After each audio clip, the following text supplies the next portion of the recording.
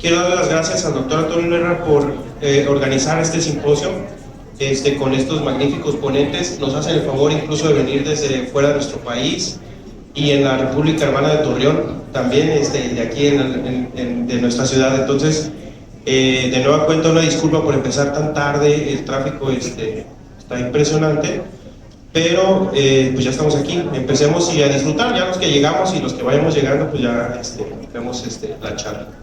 ¿Sí? Muchas gracias, doctor.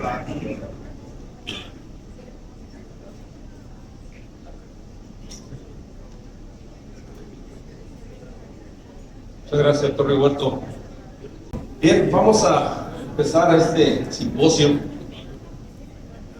sobre un tema, pues, hasta cierto punto controversial, porque, pues, hablar de una otitis media crónica, pues, de por sí es complicado, y hablar de sus complicaciones, pues, todavía es más complicado. Entonces, tratamos de que ese tema sea muy claro y que al final vamos a abrir al auditorio algunas preguntas que tengan ustedes, no más de 3 por el medio de tiempo. Y si nos da tiempo, pues yo les haría unas preguntas a los profesores. Pero quise programar este simposio de una manera en que sea muy entendible o darle un camino a lo que es una complicación. Podemos saber que la otitis media crónica pues, nos da alteraciones de la cadena vesicular, el colesteatoma, los análisis, pero hay complicaciones más severas, y más los que trabajamos en un hospital de concentración, es donde más las vemos. En el medio privado es muy difícil a veces, no quiere decir que no se puedan ver, pero tratarlas, yo creo que debemos de, los laringólogos, a los jóvenes, que veo muchas caras nuevas de residentes, pues también se familiaricen con el oído, porque no todo es la cirugía estética nasal, senos paranasales. Entonces, en la cirugía de oído yo creo que tiene un lugar preponderante dentro de la otorrinolaringología. Y bien, sin más preámbulo, aparte de felicitar a las damas que están aquí por este día, el día 8 de marzo, el Día de la Mujer, muchas felicidades a todas las damas que nos acompañan esta noche. Bueno, entrando en tema, para abordarlo, pues invité a 3 expertos.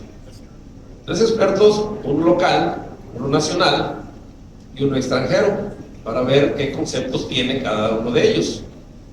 Uno que trabaja en el Seguro Social, uno que trabaja en el Hospital Civil de Guadalajara, y otro que trabaja en Estados Unidos, pero también que estuvo también participando en Latinoamérica, casos también parecidos probablemente a los que tenemos nosotros en México.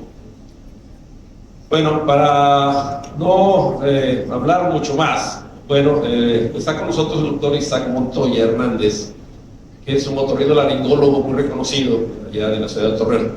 Él es profesor titular de la Universidad Autónoma de Coahuila, ha participado en FESORMEX, en múltiples cursos, congresos de otología y neurotología. También ha tenido adiestramientos en varias partes del mundo, como Estados Unidos, básicamente, y es un experto que hemos compartido mesas redondas. La vez pasada que también dirigí la mesa de neurosclerosis, también estuvo invitado por nosotros. Entonces, su siguiente ponente es el local, es el doctor Gabriel Paz Flores, egresado del Hospital Civil. También ha tenido participación, adiestramientos fuera de nuestro país, en Estados Unidos y en Colombia, con gran experiencia, más en el Hospital Civil, que ahí se ven muchas complicaciones, ¿verdad?, de lo que es otitis media crónica, y ambos están certificados por el Consejo Mexicano de Otorrinolaringología también.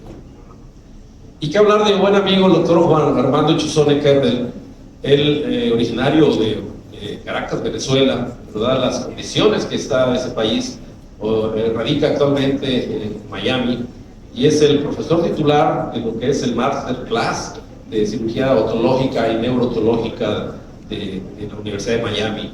Entonces, por tanto, son gentes muy experimentadas en estos casos. Y bien, veamos que la otitis media crónica pues es una infección mastoidea, como otitis media supurada o no. Hemos visto casos que el oído no supura, pero tenemos complicaciones aunque el oído no se cure. Y puedes tener perforación timpánica o no, también. Su presentación es con tejido de granulación, osteolisis, ya sea cualquier parte del hueso temporal, incluyendo la cadena osicular. Y por supuesto, si hay presencia de un colesteatoma, esto nos puede dar estas complicaciones.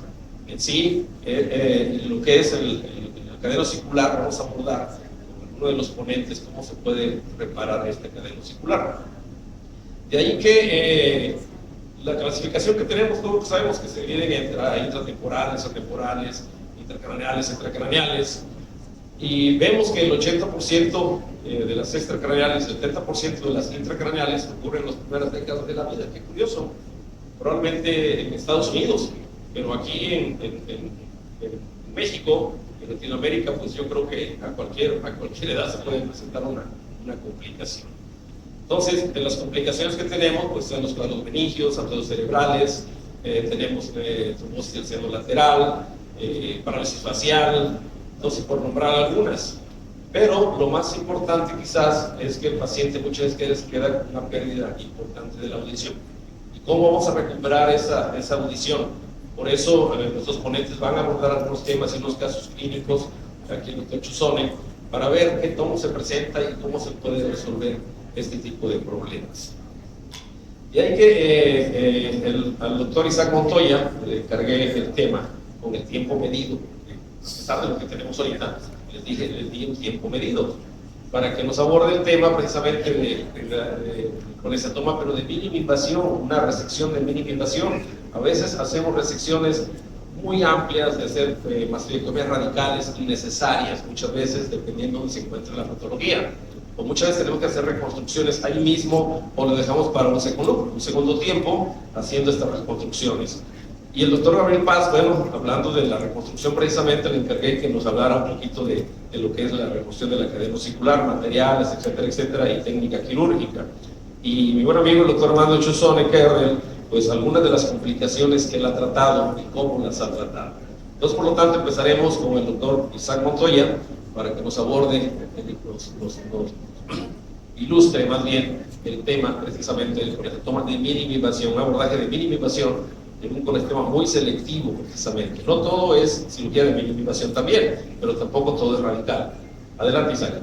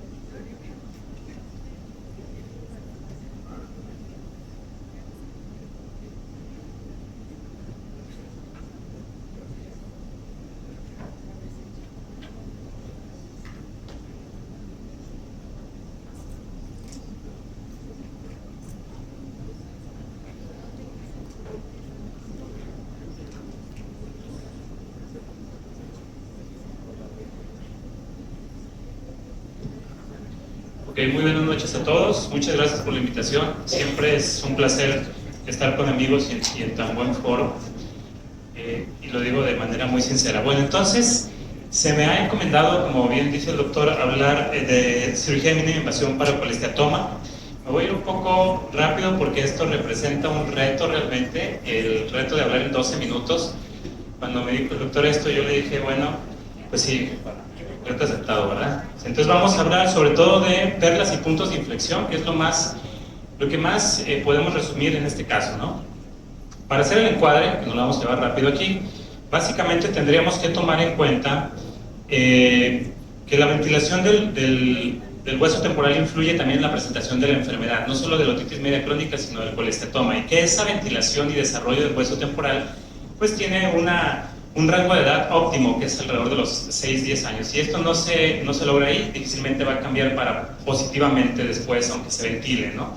Esto nos va a ir dando cambios paulatinamente hasta que estos cambios resulten en generaciones posteriores, tal vez en huesos y en oídos muy esclerosos, muy poco desarrollados, en donde además, claro que se puede formar colecistoma y otras complicaciones de otitis media, pero esto va a cambiar nuestra visión de abordaje. Es decir, antes teníamos oídos grandes, lo común era oídos desarrollados, enfermos, infectados, etc. Y nuestra manera de abordarlo, por supuesto, que era diferente que ahora. Nuestra visión, no solo por la mínima invasión y hacer menos daño, sino también por el hecho de que la extensión de la enfermedad es diferente actualmente. Dado eso, entonces, tenemos que el abordaje realmente sí está estandarizado. La técnica, pues, es libre de cada quien. El abordaje estandarizado me refiero al estudio ya bien del colecistoma o de la otitis media crónica a través de tomografía, resonancia con técnica de difusión, si es el caso, ya está bien discutido en distintos foros. Aumentar el índice de sospecha, bien decíamos ahorita con el doctor, que a veces no se presenta de manera clásica, puede ser en tímpanos no perforados. La elección de la instrumentación pues va a depender de algunos factores, que es lo que vamos a ver ahorita, si es mínima invasión o no. Primero, la habilidad y preferencia del cirujano, la tecnología que la tengamos disponible, pero sobre todo de la localización de la enfermedad, y esto es algo muy importante, ¿sí? Que realmente podamos alcanzar y trabajar cómodamente. De manera que si habláramos de la endoscopía, vamos a reconocer, y lo hemos hecho en distintos foros, en donde me ha tocado coordinar y participar, pues hemos concluido que sí es ampliamente superior en algunos factores, como ser de mejor costo, tener menor morbilidad, el hecho de que el tiempo y la recuperación y las molestias para el paciente sean menores, mayor visibilidad y con esto mayor exactitud en nuestro tratamiento. Sin embargo, sigue teniendo la indicación específica de que la enfermedad esté muy bien diagnosticada, bien localizada y que sea asequible para alcanzarla quirúrgicamente, ¿sí? Son los dos factores más importantes, localización y lo que hablábamos al inicio, el desarrollo del hueso temporal del oído en base a la ventilación previa, ¿sí? Cómo vamos a elegir nuestra instrumentación. En cuanto a la localización, diríamos que hay un límite para poder nosotros decir que vamos a ir por una enfermedad de este tipo a través del endoscopio. El límite es la parte posterior, la mitad posterior del conducto semicircular lateral. Hasta ahí vamos a poder trabajar cómodamente de manera regular. Podríamos hacer cosas más extravagantes, pero de manera regular va a ser como un límite que vamos a tomar muy en cuenta para limitar nuestro abordaje o volverlo mixto, microscópico y endoscópico, como en el caso que estoy presentando aquí abajo.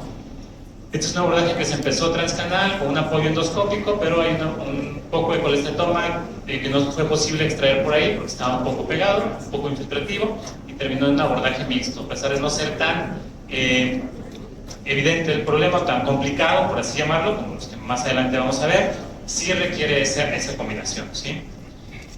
Bien. No todo es endoscopio. En el caso de la mínima invasión podemos hacerlo a través de abordajes tradicionales como este abordaje endaural, que para mi gusto está subvalorado actualmente.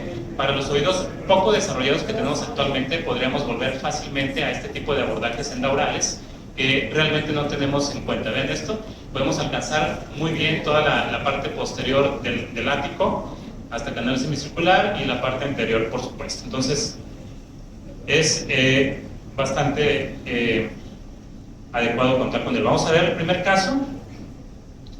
En este caso es una paciente que llegó a mi consulta por una perforación timpánica aparentemente traumática. Tenía dos, ya cuando lo exploramos bien, y llama la atención, insistimos desde el inicio, aumentar el índice de sospecha. Vean la coloración del tímpano, muy aperlado. Entonces, en la tomografía no mostraba y tampoco daba detalles en la descripción ni en la imagen, estaba con unos cortes muy grandes. Económicamente no tenía otra manera de hacer otro estudio, pero pues estaba indicado porque aparte tenía síntomas de dolor, entonces, y hipoacusia aparte. Entonces empezamos con el abordaje endoscópico con un colgajo bastante amplio para poder darle vascularidad después a cualquier cosa que queramos hacer. Inmediatamente empezamos a tener patología a nivel de caja timpánica. Obviamente lo mandamos a patología, pero estábamos ya seguros que ahí teníamos ya el diagnóstico, ¿no? ¿Qué es lo que decidimos ahí? Si aparentemente se ve limpio. En estos casos, al encontrar patología, decidimos explorar por completo los espacios que al menos tengamos a la mano, como dije, con el endoscopio, que es con el límite hacia el ático posterior. Entonces exploramos de manera inicial el protímpano, para poder dilucidar si vamos a necesitar hacer una ticotomía, por ejemplo, retrógrada y explorar mayormente ese oído. Aparentemente estaba en buenas condiciones, y digo aparentemente porque durante la disección también encontramos a ese nivel algo de colesterol hacia el protímpano y receso tubario, que también tuvimos que evacuar, pero no solamente era algo, o sea, van a ver ahorita lo que podemos evacuar a través de ahí. Hasta ahí seguíamos con la cadena osicular articulada con la membrana timpánica para que no hubiese problema en la reconstrucción. Cuando logramos evacuar ese colestetoma, que afortunadamente es un colestetoma que no resultó infiltrativo, al final todo lo que sacamos, grande, para la zona, decidimos también desarticular por completo la membrana y terminar de explorar desde vías de ventilación hasta otros datos, ¿no? Dado la evolución de la cirugía, que prácticamente fue la exploración, ¿sí? Y se terminó con un injerto de manera estándar, underlay, ¿sí? Bien, vamos a ver rápidamente el segundo caso.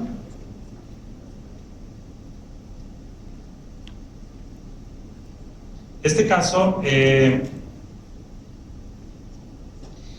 se presentó en la consulta con dolor solamente y vértigo, es ya terciario.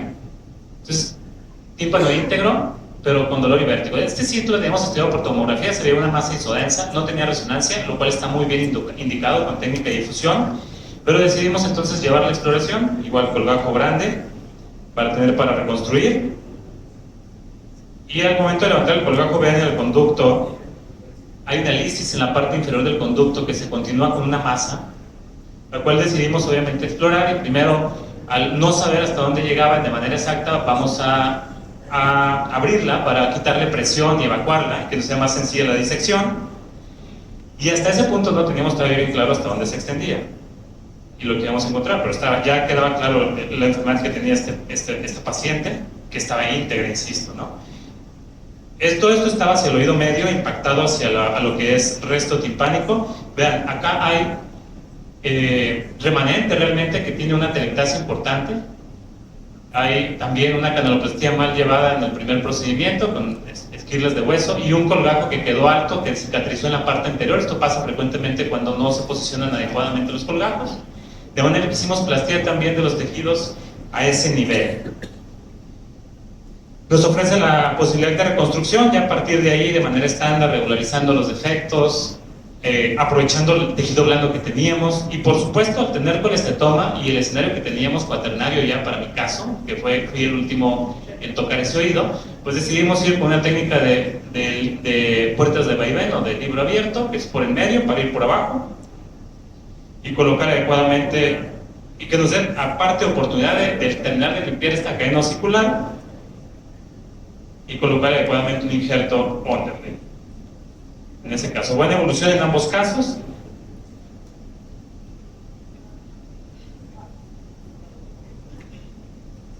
Por último, quiero comentar algo muy importante: la posibilidad de otras tecnologías para explorar cuando es necesario el ático.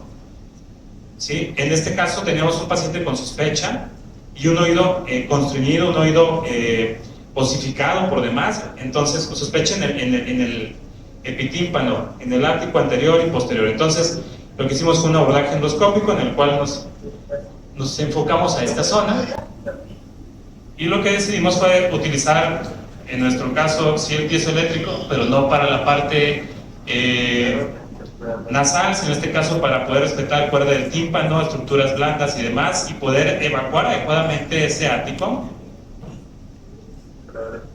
de todo el tejido que tenía ahí. Bueno, mandamos a biopsia y resultó obviamente, bueno, no obviamente, más bien resultó afortunadamente en ese caso negativa para colestetoma, y terminamos con la reconstrucción mediante una técnica que veremos más adelante con el Dr. Paz, de osiculoplastía.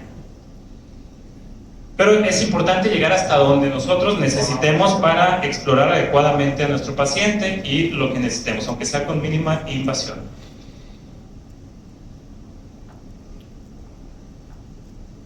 Bien, oídos cada vez peor ventilados, va a moldear cómo lo vamos a abordar. Sí, preferentemente queremos la mínima invasión, por supuesto que ya dijimos cuáles son las ventajas y demás, pero tenemos nosotros también que ver la posición y la extensión de la enfermedad. Hacer un abordaje clásico, es decir, siempre ir por atrás, siempre ir con una mastectomía amplia, a veces en oídos muy poco ventilados va a ser incluso de riesgo. Entonces, creo que la primera intención sería ir mínima invasión, hacer endoscopía bien, y de ahí mantener en mente que la endoscopía es una herramienta de la misma magnitud que un microscopio, que la vamos a elegir cuando sea necesario, y que realmente su importancia es igual que un microscopio. Son herramientas complementarias, sobre todo, por ejemplo, en estos casos donde no hay nada que hacer acá. Si la patología está adelante, tenemos que ir adelante con algo de mínima invasión. Bien, los cursos que organizamos, todos invitados, muchas gracias. Y pues es lo que puedo colaborar en 12 minutos, profesor. Bien.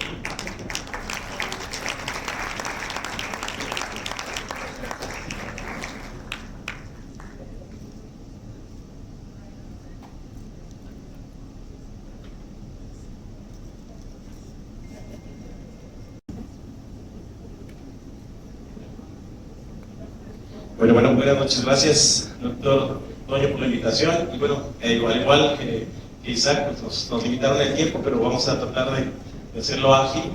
Es mucha información, pero vamos a ver qué sea puntual. Voy a tratar de también darles lo que a mi experiencia ya nos ha dado la oportunidad de saber qué es lo mejor para que obtener mejores resultados en la cuestión audiológica cuando hacemos alguna reconstrucción osicular. Bien, como tal, la osiculoplastía pues, es un procedimiento que consiste en reparación de la cadena de los huesecillos. El objetivo es tratar de mejorar las condiciones de transmisión del sonido, contactando una nueva membrana timpánica hasta la zona vestibular de la ventana oval.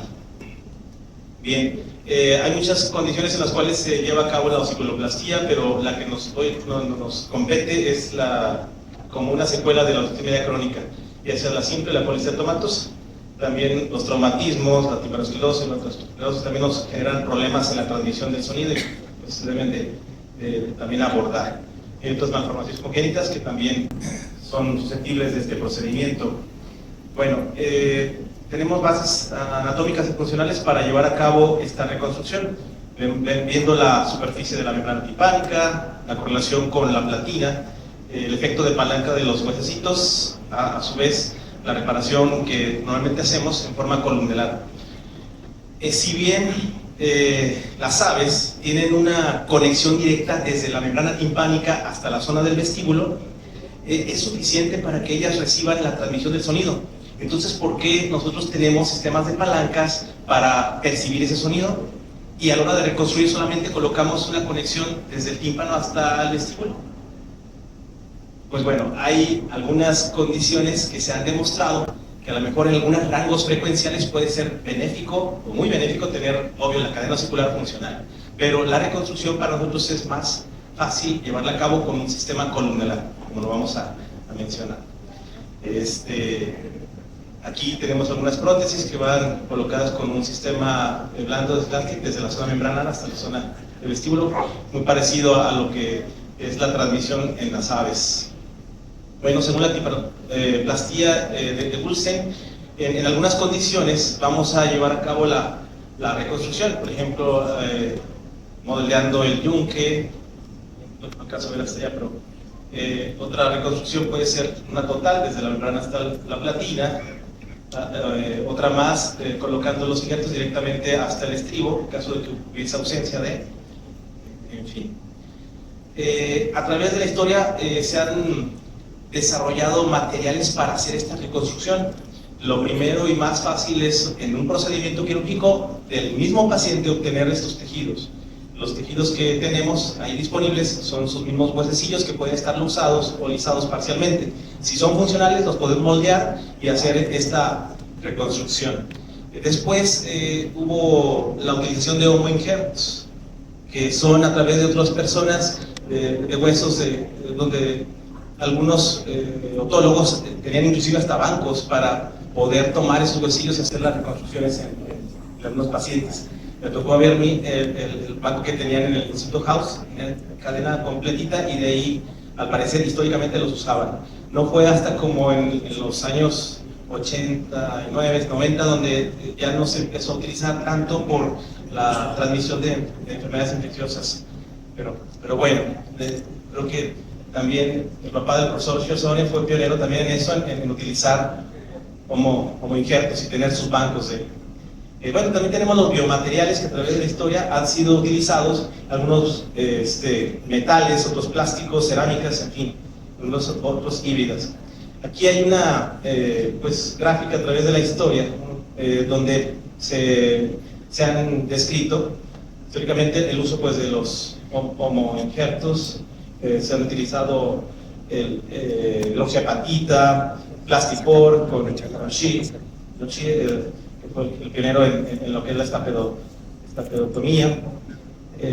También ya en la actualidad, aproximadamente ya en los años 92 a 95, ya el uso de titanio con muchos beneficios. Bueno, ahora bien, algunos puntos importantes que deben de tomarse en cuenta a la hora de hacer la reconstrucción osicular. Siempre que tengamos estribo, los resultados audiológicos, si reconstruimos, van a ser mejores que si no hay estribo útil y funcional. El puente acústico, cuando colocamos ya sea un hueso, una prótesis, demás, no debe de hacer contacto con ninguna otra pared de la caja timpánica, porque esto puede impedir la vibración adecuada y la transmisión del sonido como tal. Bien, el martillo como tal y la osculoplastía, pues a la hora de que no encontramos yunque o está lisado su rama larga está lisada o está luxado el mismo hueso, lo moldeamos para hacer una conexión entre el estivo y esta rama. Pero la cabeza de repente hay que valorar si está haciendo un contacto y le impide una movilidad adecuada, mejor excisionarla. El anclaje por debajo del martillo al estribo en ángulo alfa nos dice pues que preferentemente cuando hagamos una transposición debe de tener menos de 45 grados para que la transmisión sea adecuada cuando lo sujetamos en contacto de la rama larga del martillo al estribo, que es un concepto. También tomar en cuenta la superficie de contacto, por ejemplo a nivel de la membrana timpánica, cuando coloquemos un injerto, una prótesis, no debe de quedar, si es metálica, de oxeapatita, de plastipor, no debe quedar en contacto directo de la membrana. Tiene que haber un tejido de por medio como es un cartílago o inclusive hasta pericondrio, pero si está en contacto con la membrana va a destruirse esta prótesis, sea del material que sea. También debe de estar, el platillo que coloquemos debe ser obvio paralelo a la membrana timpánica. A nivel del mango del martillo lo podemos aprovechar para recargar esta estructura. Y en el estribo debe de colocarse gentilmente para no luxarlo, no comprimirlo sobre la zona vestibular. Bueno, efectivamente el oído crónico tiene muchos pormenores que hacen que el resultado no sea tan bueno. Si el proceso otológico hay infección activa, los resultados no van a ser buenos. Si hay granulomas inflamatorios, no va a ser bueno. Si hay colesterol, en fin. Por eso, en Estados Unidos hicieron una escala para tratar de identificar cuál sería la mejor forma de tener mejores resultados. Obvio, cuando un oído esté más seco, esté más viable, con la cadena más completa, pues los resultados van a ser mejores. Sin embargo, si hay problemas de humedad, si hay trastornos ventilatorios, inclusive palatales o tubáricos, si hay ausencia de toda la cadena, en fin, bueno, se grafica y se identifican las alteraciones. Entre más elevado sea el índice, pues los resultados audiológicos funcionales no van a ser tan buenos. Este es el índice de Meri, por ahí. En otras ocasiones se preguntaba en el examen de consejo. Bueno, la transposición de yunque consiste en colocar el yunque, pero remodelado, aprovecharlo de alguna otra forma para hacer contacto desde el martillo hasta el estribo. En caso de esto, debe de tener el estribo intacto y funcional.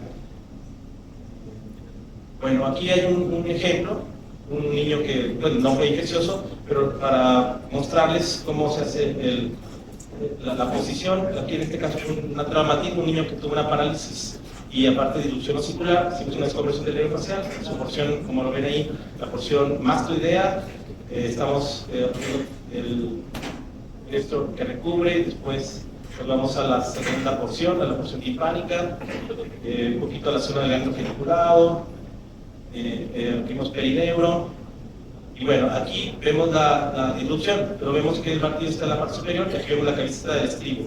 Por tanto, iba a ser una oportunidad buena de colocar el yunque ya moldeado.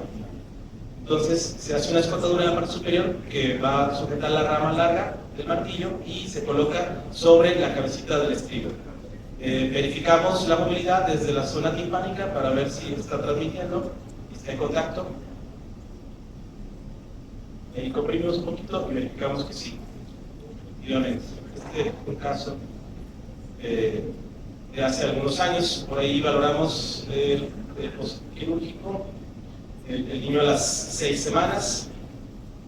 Hay una parecia todavía grado 4, casi cierra el ojo, grado 3, y aproximadamente a los 4 meses se recuperó totalmente. Y la audición cerró aproximadamente a 10 decibeles, con una audición muy buena. Bueno, reconstrucción muscular aquí en una malformación, lo voy a obviar. Vamos a ver una reconstrucción parcial con un sistema Variac de titanio. Ahí identificamos ya el platillo, lo que colocamos hacia la membrana timpánica, con una secuela de titanía crónica y utilizado el yunque y parte también del martillo. Se coloca la prótesis con es una coronita que se ensambla sobre la cabecita del martillo y verificamos el contacto con la prótesis. Por último, verificamos el sellar todos los rebordes con un injerto de fascia muscular. Bueno, este es otro caso donde pues, ya vemos una excisión de un colesteatoma que había alisado toda la pared posterior del conducto auditivo externo en su tercio medial y hacemos una cirugía de muro bajo, quitamos toda la pared y bueno, vamos a identificar las estructuras. Aquí vemos la ventana redonda y acá la ventana oval. Estamos probando ya un dummy de plástico sobre la ventana oval. La platina que estaba funcional, la comprimimos y vemos un juego de ventana. La ventana redonda se mueve con esa pequeña compresión, por lo tanto verificamos la viabilidad. Después hacemos prueba con el injerto que va a quedar encima en contacto con la prótesis. Digamos, hacemos y preparamos el tamaño de la prótesis 4.75, en este caso fue similar al dummy. Lo preparamos, lo acomodamos, lo recortamos y nos lo llevamos ya al procedimiento. Y de igual forma lo colocamos recargado sobre la platina. Por último, después del injerto de cartílago, colocamos una fascia que recubre los bordes. Bueno, es una reconstrucción total. Y otra más, esta es una reconstrucción, o le llamamos estapedioplastía, donde un pacientito con 2 cirugías previas, no buenos resultados audiológicos, se volvió a perforar, en fin, se verifica, empezamos a retirar todos los tejidos previos, vemos un endurecimiento, vean el martillo completamente duro, fijo, empezamos a explorar, a abrir la parte posterior superior del tímpano, identificamos al yunque completamente sólido, no se mueve nada. O sea, este padecimiento, pues, la timpanosclerosis, también puede secundario a otitis media crónica también. Tenemos un estribo de igual forma pegado. Sacamos entonces el yunque, el estribo lo sesionamos de la misma forma, verificamos y abrimos un pequeño espacio sobre la timpanosclerosis. Ya podemos identificar parte de la platina. Sobre la platina hacemos una platinotomía, una perforación. Y colocamos una prótesis que va desde la zona del vestíbulo anclada al martillo. El martillo se libera todos sus ligamentos, incluyendo la cabecita, y la sujetamos ahí. Verificamos la movilidad y colocamos igual un platillo timpánico y después de ese un injerto de fascia.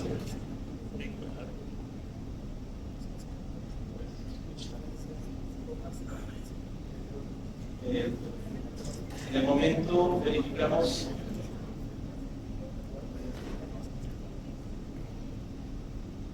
No tienes sonido. Normalmente estoy describiendo que el proceso es con anestesia local y sedación. Está la jovencita, el tiempo de lucimiento está estable, ella está tranquila, y le estamos haciendo una prueba de cocheo con el oxígeno en la frente, pero bueno, aún así se encuentra muy bien, responde, se mejora mucho su audición, y bueno. Ahora bien, para saber si realmente lo que estamos haciendo es válido y vale la pena, hay la literatura para saber si son buenos resultados, se clasifica de esta forma. El resultado se define por un RINE residual, o sea, una diferencia entre la vía aérea ósea que sea inferior a 20 decibeles. Esto ya es un resultado bueno. Es excelente cuando es entre 0 y 10 decibeles. Lo cerramos, o satisfactorio cuando es entre 10 y 20.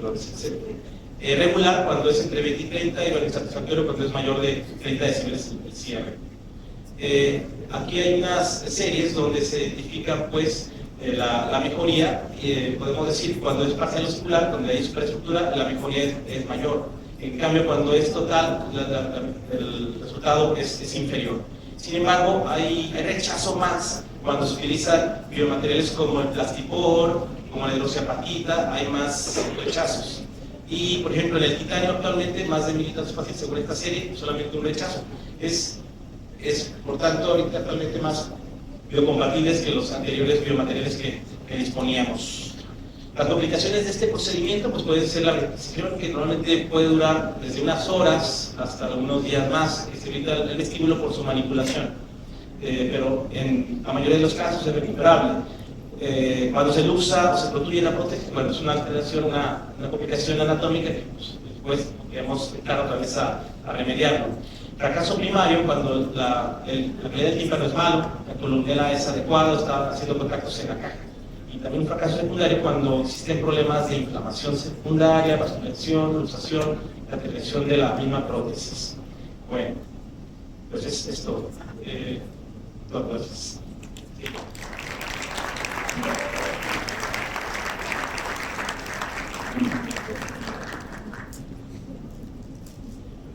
Bueno, en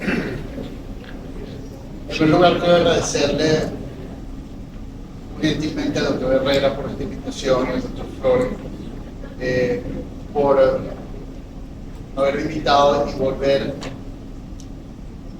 a verdaderamente uno de los sitios preferidos que tengo en el mundo. Yo tengo la fortuna de haber estado en muchos sitios, pero siempre venir a México me hace sentir que esta es mi segunda casa. Y es mi segunda casa porque uno debe valorar que la casa es donde tienes más amigos, o tienes la familia o tienes los amigos. Yo creo que este es el país en el cual tengo más amigos. Por lo tanto, de verdad que cuando vengo me siento en casa. Por eso les agradezco muchísimo esta invitación, como siempre. Que además de todo crean en mí, que sigan creyendo todavía en lo que digo. A mí me tocó, el doctor Herrera siempre nos da sorpresa.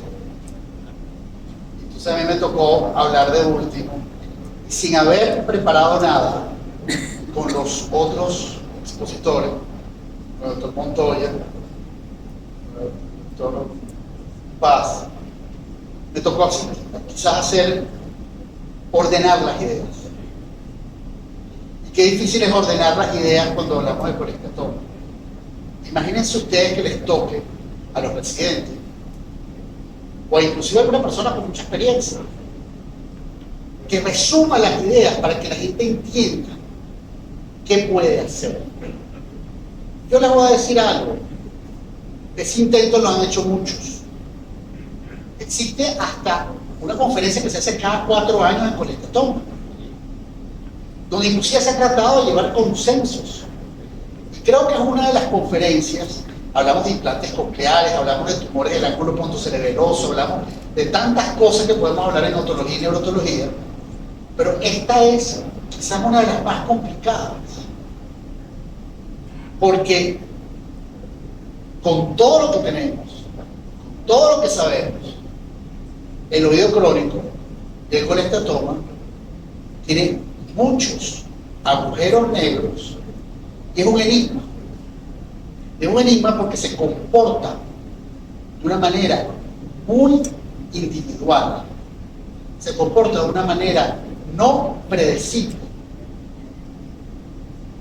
No es una enfermedad maligna, pero es una enfermedad muy mala. Y por eso siempre ha sido un reto para los que hacemos el día de hoy. Bueno, yo quiero resumir un poco mi experiencia, tanto en mi país de origen, en Venezuela, en el cual trabajé por más de 20 años, y ahora en la Universidad de Miami. Ahorita quiero verdaderamente agradecer al doctor Simón Angeli, quien hemos hecho en conjunto esta presentación. Esta presentación ha estado, la hemos rodado y la hemos cambiado y le hemos cambiado cosas para llevar diferentes, el mismo mensaje pero de diferentes formas. En este caso, los Titis Media, presentando el colectatoma como su máxima expresión. Esto donde yo trabajo, este es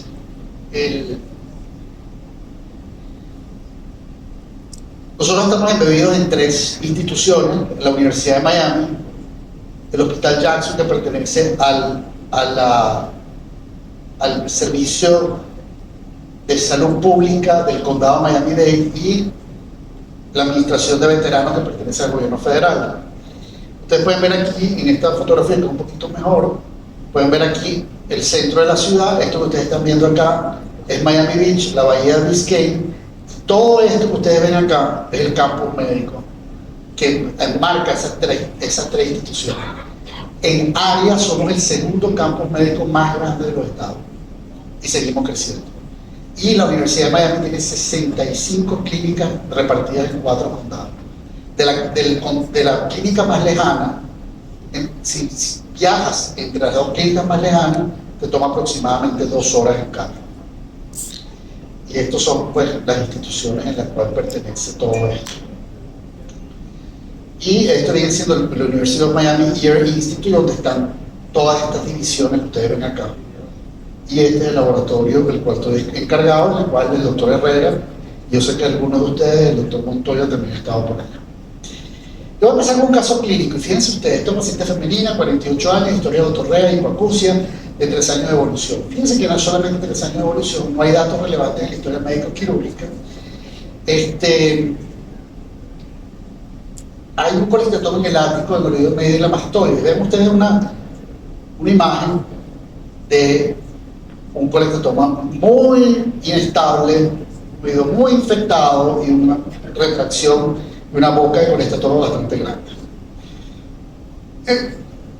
Ya el doctor Herrera había definido, hizo la definición de un oído crónicamente supurante, que más de 3 meses continuos, con cambios permanentes en la anatomía de la membrana timpánica del oído medio. Eso podemos tener más o menos una idea. Lo más interesante es que el 80% de la población mundial ha sufrido por lo menos una otitis media antes de los 5 años. Entonces la pregunta es, si el 80% de la población ha sufrido otitis media, ¿cuántos de ellos terminan en colectatomas al final? Y afortunadamente es la minoría, porque yo les garantizo una cosa, que si la mayoría enfermara y terminara con un oído crónico, habría mucho más otólogos y mucho menos rinólogos. ¿Cierto? Entonces, afortunadamente, muy afortunadamente, la mayoría de todos nosotros que enfermamos de los oídos, nos recuperamos. ¿Cuántos de ellos sufren un proceso crónico después de eso? O sea, ¿qué pasa? ¿Qué ocurre para que ese proceso se convierta en crónico? ¿Qué factores son factores predisponentes para que ocurran esos cambios? Y que a pesar de las terapias, a pesar de lo que se hace, eso continúa avanzando. A nosotros nos enseñaron que la trompa de Eustaquio, la pobre trompa de Eustaquio, le echaron el gran problema de que ella era técnicamente la culpable de todo lo que pasaba en el oído. Y es muy fácil. Si usted no tiene suficientes pruebas de que alguien es el asesino, usted culpa a todo el mundo. O busca un culpable, o se lo busca. Y la pobre trompa de Eustaquio se le buscó, digamos, fue quizás el culpable más fácil, porque sabemos que pacientes que tienen problemas de la trompa de Eustaquio, en la cual usted diagnostica el problema de la trompa de Eustaquio, son pacientes que van a tener un oído crónico. Un paciente que tiene un paladar hendido y tiene una disfunción tubárica, en la cual usted puede demostrar que tiene disfunción tubárica, muy probablemente un paciente que va a recibir tubos, que va a tener una otitis media con disfunción recurrente desde que está pequeño, y probablemente ese paciente va a terminar con cambios crónicos en el oído. Termina con una perforación timpánica, termina con una retracción, termina con un colesterol. Pero, ¿qué pasa con aquellos pacientes en los que usted no puede demostrar eso? Fíjense usted que la trompa de Eustaquio se abre unas 1000 veces, eso lo demostró Onjo en 1963 por 0,25 de segundo. Quiere decir que la trompa de Eustaquio no ventila el oído medio. ¿Por qué? Porque la trompa de Eustaquio la mayor parte del tiempo la pasa cerrada, no abierta. Si la trompa de Eustaquio estuviera permanentemente abierta, ¿qué tenemos? Una trompa de Eustaquio patulosa. Empezamos a oír nuestra propia voz, nos retumba nuestra propia voz y empezamos a oír nuestra propia respiración. Y adicionalmente, si nos quejamos que hay otitis media, imagínense usted con una trompa abierta la cantidad de episodios de otitis media que usted va a tener. Entonces fíjense ustedes que la trompa se abre unas 0,3 o unas 0,4 veces de todo el tiempo, porcentualmente de las 24 horas, o sea, una cosa muy pequeña. Quiere decir que realmente la trompa de Eustaquio sirve como una válvula de presión, una válvula que equilibra la presión y permite que haya que la persona no sienta esa sensación de vacío o esa sensación de presión. Entonces, la trompa de Eustaquio no tiene como función principal ventilar y esa necesidad ocurre cuando hay cambio en la presión atmosférica. Ahora, ¿qué pasa? ¿Por qué razón se genera el colestatoma? Y hablábamos y veíamos, porque fíjense ustedes, cuando ustedes ven hacen el estudio histopatológico, ustedes ven que hay una diferencia, y hay una diferencia muy grande. Ustedes ven una diferencia entre estos dos epitelios. Son epitelios escamosos ambos. ¿Esos son epitelios escamosos normales o anormales? Son total y absolutamente normales. ¿Pero cuál es la diferencia? Ven ustedes la celularidad de este y ven ustedes la celularidad de este. ¿Cuál es la diferencia? Esta es piel de cualquier parte, puede ser inclusive de la región retroauricular, puede ser una piel del conducto, y esto es la materia colestatoma. Hay algo que genera ese proceso inflamatorio, lítico, muy hipercelularizado, que produce la osteolisis, que produce la destrucción del hueso y que hace inclusive que destruya las capas fibróticas de la membrana timpánica y conduce a eso. Ahora les voy a decir una cosa: el que consiga el switch que desencadena esto, cura el colestatoma sin haberle hecho derramar una gota de sangre al paciente. El tratamiento médico del colestatoma. Si usted es un paciente, usted cree que se le va a formar esto, usted lo tratara para evitar que esto sucediera, abortar este proceso, usted evita que el paciente haga un colestatoma. Aquí vean muchas caras con frentes arrugadas, y les voy a decir, esto es una ciencia ficción. Hay gente que se está dedicando justamente a eso, a tratar esto como una neoplasia. ¿Para qué? Para evitar que esta cosa que no es maligna, esta cosa que no es detenerla. Aquí ustedes pueden ver cómo va este colestatoma andando. Puede ir por todas estas rutas, puede ir desde un bolsillo de retracción, una perforación, puede ir a una metaplasia escamosa, como la pueden ver acá, o sencillamente un colestatoma ya formado. Estos son cosas que se han visto, que hay una hiperproliferación epitelial, estos son los marcadores que se tienen, y hay una absorción ósea con osteoclastos y todos estos factores que generan destrucción lisis. Pero es piel normal. Yo no voy a hablar de estos detalles, ustedes conocen mucho mejor que yo todo el tema del diagnóstico, pero yo sí les voy a hablar algo muy importante. ¿Cómo nos podemos poner de acuerdo en, primero, hablar sobre colestatoma? ¿Cómo podemos entendernos? Ustedes, por ejemplo, hablamos de cáncer de cabeza y cuello y tenemos clasificaciones. Y las clasificaciones permiten que bajo un idioma que es igual para todos nosotros, entender en qué estadio está un tumor, en cuál es la extensión, y podemos pensar en qué es lo que vamos a hacer, podemos planificar. Bueno, se trató de llegar a esto y poder estadiar.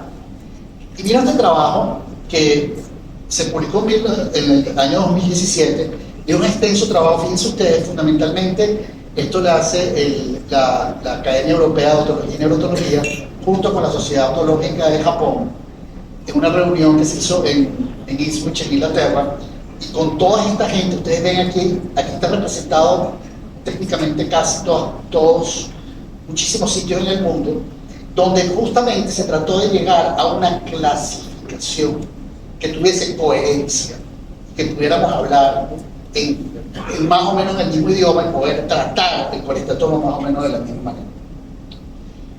No se violentó la clasificación entre colestatoma congénito adquirido, pero se coloca el concepto del colestatoma no clasificado, porque muchas veces hay un paciente en la cual usted dice, bueno, por la edad puede ser un colestatoma congénito, pero por la ubicación y por la característica del colestatoma pareciera un colestatoma adquirido. O sea que no todos los niños o los adolescentes o las personas jóvenes que ustedes pueden ver un colestatoma no necesariamente tienen un colestatoma congénito, pudiera ser un colestatoma adquirido.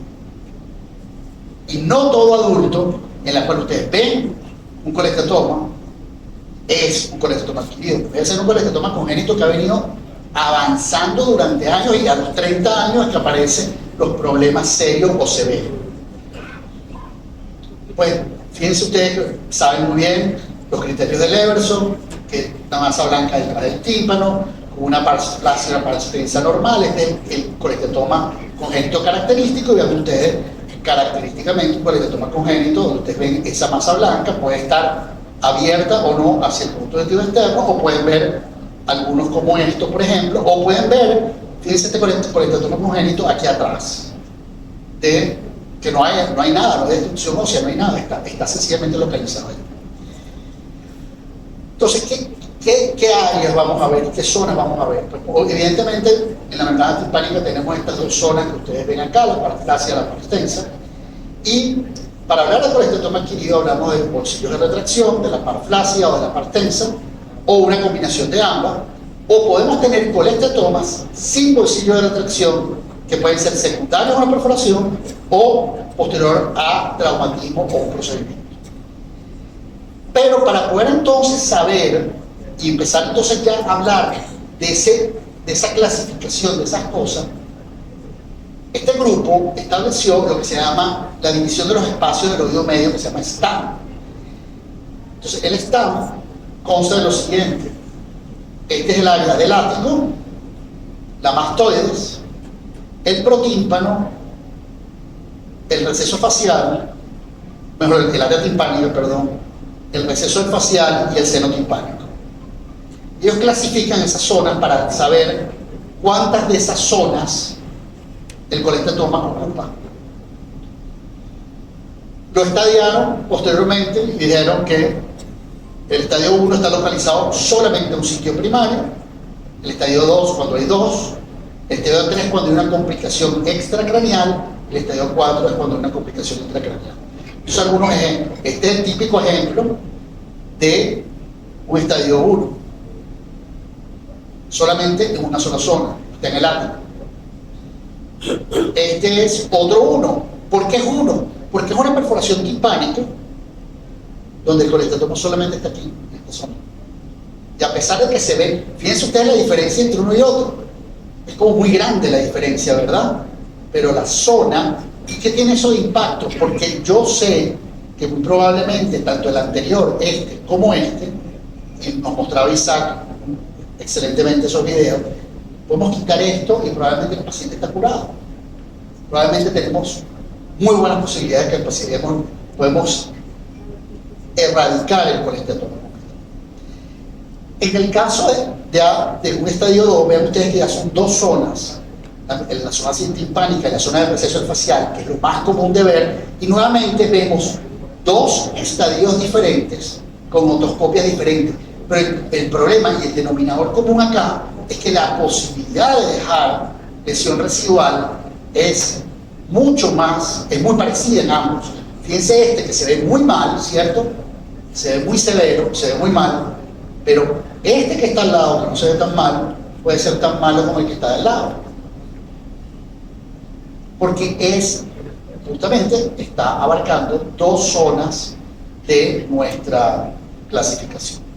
Entonces, fíjense ustedes, nuevamente, tienes en este caso 3 zonas, tiene que ser 2 o más zonas, donde tienen ático, protímpano y mastoide. Y ven ustedes aquí en el protímpano, eso es importante porque estas lesiones que están acá son las lesiones favoritas que se van hacia el receso timpánico, hacia el receso supratubárico. Como se van al receso supratubárico, pueden tener el problema de que allí sí la pared posterior puede ser un problema. Porque les va inclusive ni siquiera la pared posterior, la pared anterior del conducto puede ser un problema. Porque son colestatomas que se van hacia adelante. El estadio 3 son pacientes que se presenten con parálisis facial, con fístula laberíntica, con laberintitis, absceso fístula posauricular, absceso cigomático cervical. En el caso, fíjense ustedes, un absceso de Besol. Ustedes han visto abscesos de Besol. Un absceso de Besol puede ser una situación muy severa en un estadio 3, porque no es una complicación intracraneal. Destrucción de la pared del canal que sea más de la mitad de la longitud del conducto auditivo externo. Fíjense ustedes que eso está ya categorizado como complicado porque destruye la anatomía del oído, y una destrucción del técnico con defectos que requiera reparación quirúrgica o una otitis media adhesiva, una adherencia total de la parsflexa. También está clasificado como 3. Nuevamente, depende del riesgo. Entonces, esto fue enfocado en función del riesgo. Se vean ustedes acá, un estadio 3 ático, está en el protímpano, hay más del 50% de destrucción ósea del conducto. Entonces, lo que comanda aquí es el grado de destrucción de la pared posterior. Vean ustedes en este caso una fístula laberíntica, el paciente tiene una fístula laberíntica, y vean ustedes cuál era la artroscopia inicial del paciente. Esto es un estadio 3. Esto es un absceso retroauricular, ustedes lo ven acá, se ve también frecuentemente en población pediátrica. Y el estado 4 es cuando tenemos complicaciones intracraneales. Cuando hay una meningitis, con un absceso epidural, sutural, absceso cerebral, puede haber una trombosis del seno sigmoide o una hidrocefalia óptica. Me ha tocado ver un par de hidrocefalias ópticas en mi vida profesional, y les voy a decir una cosa de súper difícil manejar. Una vez que se instaura, el problema es que afecta todo el sistema, digamos, del balance del líquido cefalorraquídeo, de la forma de circulación del líquido cefalorraquídeo, y el paciente muchas veces es muy difícil de controlar, terminan con válvulas, esencialmente muchos de ellos son población pediátrica. O una hernia. Fíjense ustedes aquí unos ejemplos: el absceso epidural, el absceso cerebral, por supuesto que uno no quiere llegar a esto, ¿no? Pero ahí ven un ejemplo. Fíjense ustedes, volviendo al caso, ¿se acuerdan de nuestra paciente que habíamos presentado? Esa paciente, ven ustedes cambios en la tomografía. ¿Cuántas veces hemos visto en pacientes que han sido operados? Tú mostraste, Isaac, un paciente que estaba operado. ¿Cuántas veces vemos este tipo de cosas? Entonces decimos, el paciente tiene algo, hay que revisarlo. Y fíjense ustedes que la resonancia muestra que no hay un realce, pero sí hay difusión restringida, y eso habla probablemente de un colesteatoma, justamente en esta zona. Entonces, comparar las dos imágenes es muy importante. Se hizo una timpanomastoidectomía en la segunda revisión, e increíblemente no había colesteatoma hacia el gatillo colectivo. O sea que muy a pesar de todas las cosas que hacemos, podemos fallar, podemos tener. Yo les voy a presentar algunas cosas. Fíjense usted, esta es otra característica de cuando se presentan las cosas de una manera que es confusa. Este es un paciente de 70 años que me llevó a mi consulta con una otorrea muy profusa en el oído derecho, con episodios de infecciones y dolor de más de un año de evolución. Ha tenido episodios similares intermitentes en los últimos 10 años. O sea, él decía que tenía problemas en los oídos hace 10 años, no realmente no le dio tanta importancia. tuvo una cirugía en el oído derecho, en ese oído, hace 40 años, y no hay récord de la misma. Anecdóticamente se presume que fue una timpanoplastia, pero no se sabía si era con o sin mastodectomía. Otro dato que era que había una hipoacusia progresiva derecha y no hay historia de vértigos. El paciente se presenta con un pólipo en el conducto auditivo externo, una hipoacusia conductiva con un umbral de 65 decibeles, que ustedes lo pueden ver acá, y tiene una buena discriminación, 100% de discriminación. Y esta es la imagen de la tomografía. A mí me llega, y yo realmente les voy a decir una cosa: el paciente no se veía enfermo. El paciente no se veía enfermo, el paciente llegó muy bien vestido, muy bien hablado, sin ningún problema. Con el problema, este es un paciente, pero no creen que esto es un paciente del hospital. Y les voy a decir una cosa: esto no es un paciente de Venezuela, esto es un paciente de los Estados Unidos. Esto es un señor que no es, porque eso es otra cosa de nosotros. A mí me pasó, y tú decías, Antonio, yo tenía esa misma impresión, que los gringos no veían estas cosas. Entonces ahora se puede decir que yo soy gringo ahora, sí, los gringos vemos esas cosas. No sé si será porque Miami es otra ciudad de Latinoamérica, pero este no era latinoamericano, este vivió 30 años en Nueva York. Entonces fíjense ustedes esta imagen, vean ustedes, yo he de sospechar que este paciente tenía una mastodectomía previa. Vean ustedes el grado de destrucción de lisis que hay en ese oído, pero esto llama la atención. ¿Qué le llama a ustedes la atención?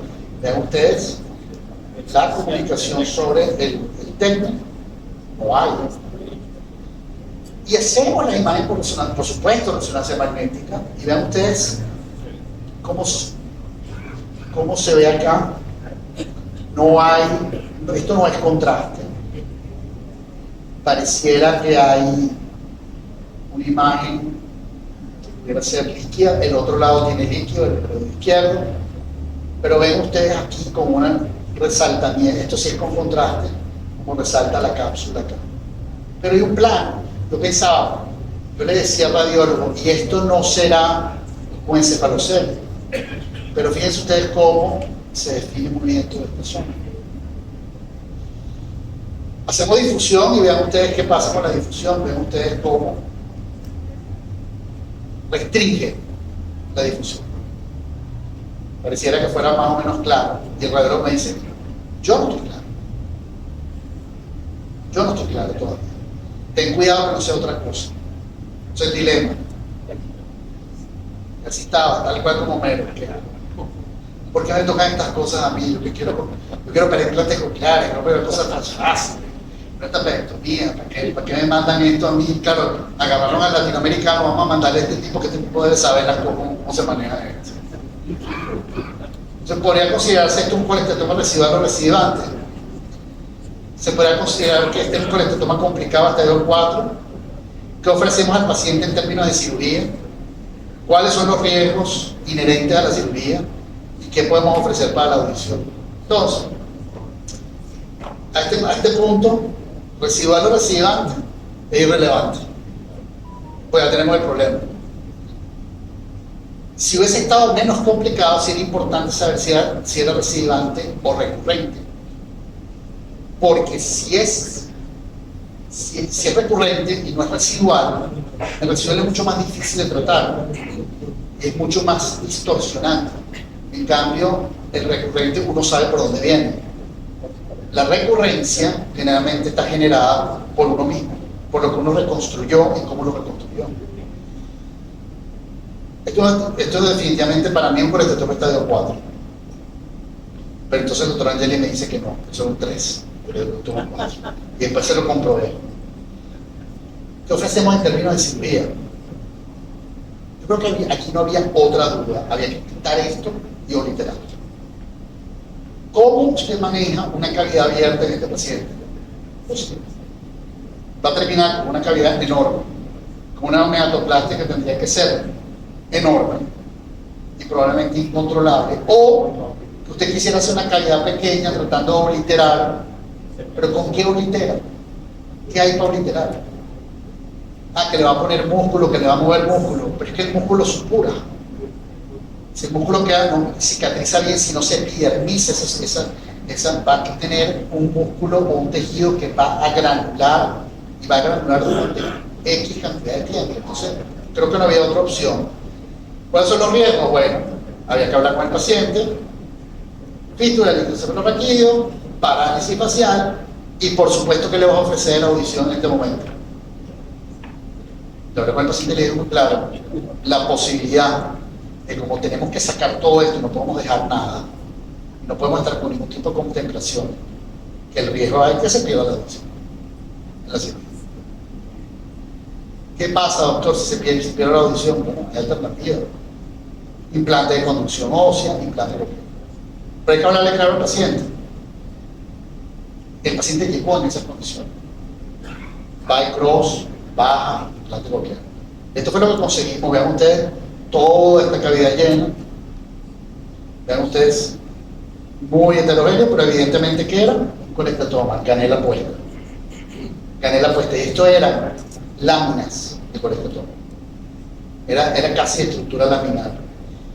Pues fíjense la sorpresa que sí logré hacer más o menos una cavidad respetable, estaba expuesta a la dura, había una exposición importante de la dura, y al final de cuentas estos pacientes, él no se ha operado todavía, él tuvo una pérdida, la audición terminó con una neurosensorial a los 4 o 5 meses, la audición fue perdiéndose, empezó primero con una mixta como la tenía, después empezó a degradarse, y al fin de cuentas el paciente tiene ahorita, perdió una buena cantidad de discriminación, el paciente está por debajo del 40%. Entonces, claro, la opción es que tratar de poner entonces un implante coclear en ese oído.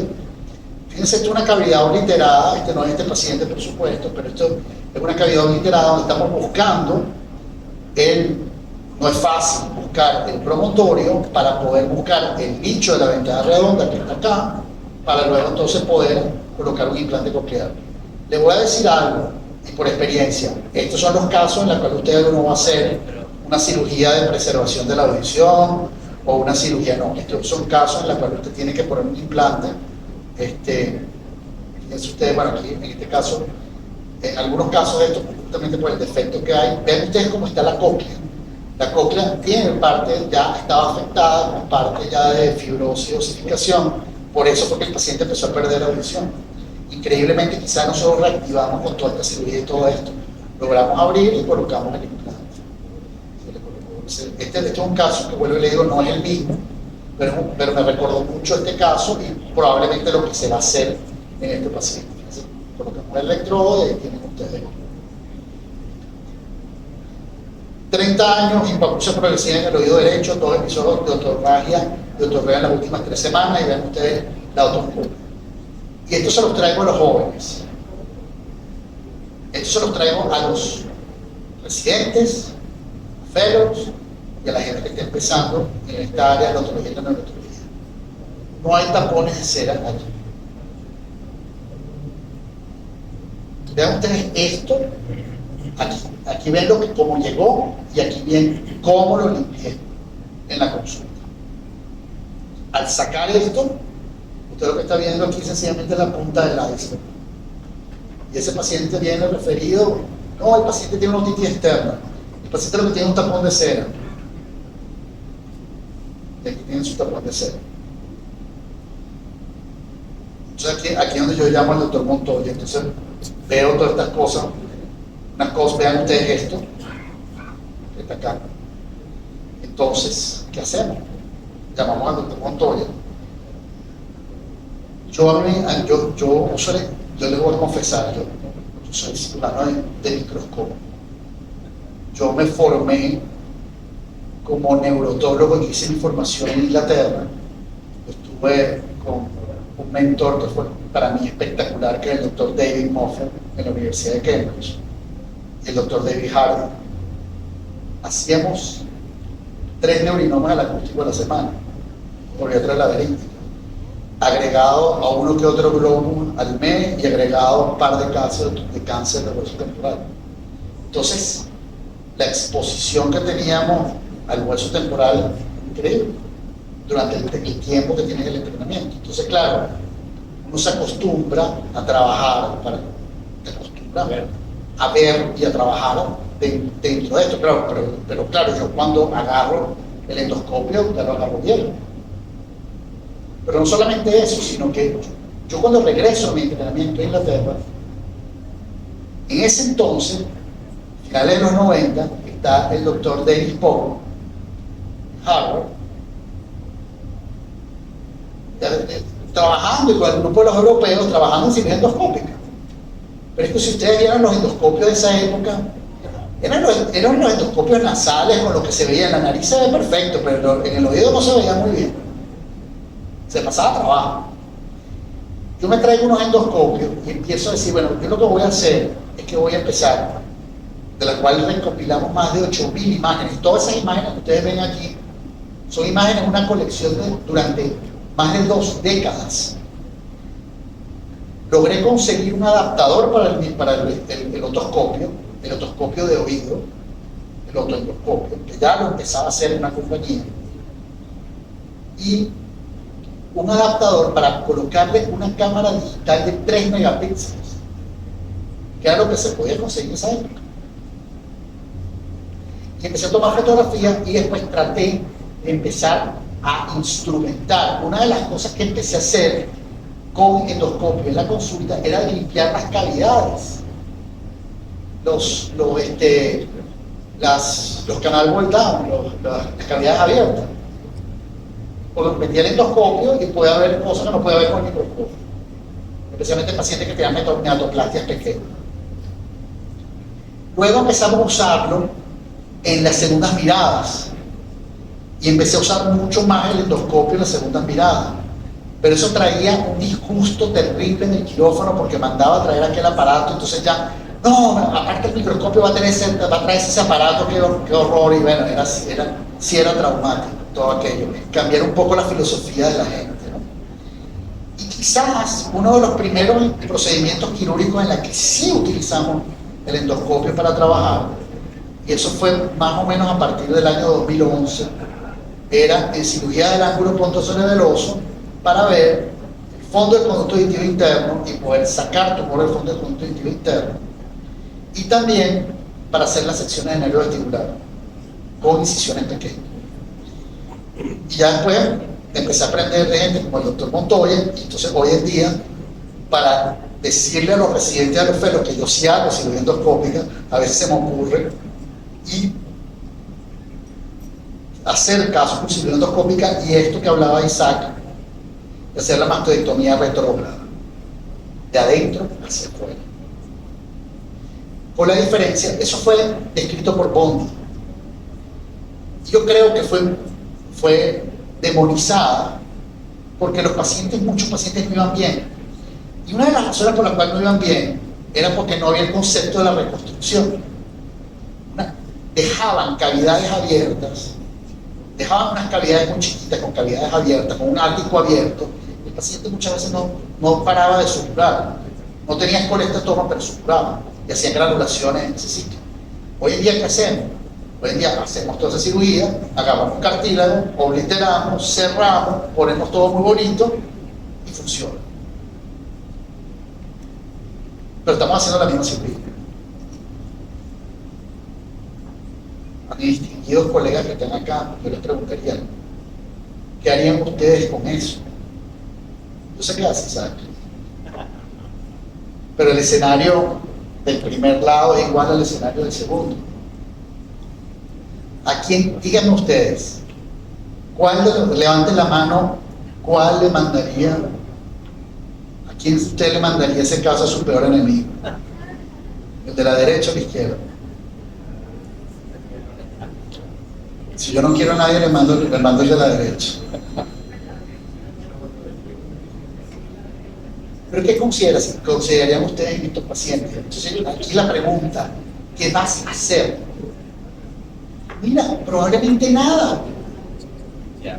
Porque si estos pacientes no tienen problemas, si este paciente no sutura, si este paciente lo que tiene es una sensación de oído tapado, si este paciente lo que siente es que no escucha, la calidad del sonido no es igual en ese oído en comparación con el otro, pero no tiene una pérdida auditiva, yo me pregunto a ustedes, ¿qué van a hacer allí?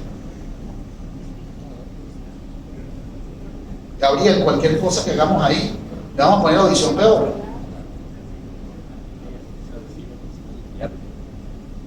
Entonces, no todos estos pacientes se operan. Pero entonces, ¿qué tiene que hacer usted? Usted tiene que educar al paciente. Usted tiene que decir al paciente, usted no tiene cáncer, pero usted tiene unas condiciones en el oído que si usted se pierde, si usted no se hace ver, si usted no tiene un seguimiento regular con su médico, puede terminar con un problema muy severo. Que estos pacientes en un momento dado se tienen que operar, probablemente sí. Pero si nosotros estamos esperando y hacemos estamos teniendo una indicación de esperarnos en tumores del ángulo venoso hasta que la audición o hasta que el tamaño se justifique el tratamiento. ¿Saben en estos casos también?